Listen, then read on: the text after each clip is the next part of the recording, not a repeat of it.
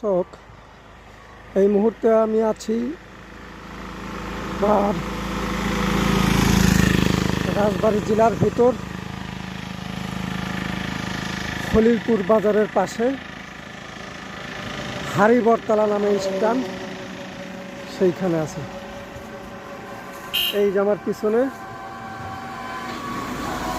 যে পাকড় গাছটা দেখতে পাচ্ছেন, এইখানে অনেক বছর আগেই বিশাল বড় বট গাছ ছিল,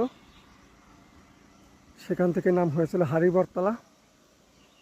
ওই যে আমার পিছনে গাড়ি দেখা যায়, এখানে আসছি। তা যাই হোক,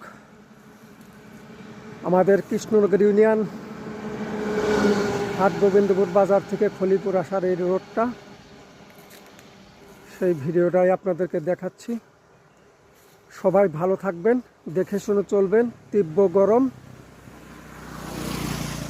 সবাই চোখ কান খোলা রাখে রোডে চলাফেরা করবেন। সবাই ভালো থাকবেন।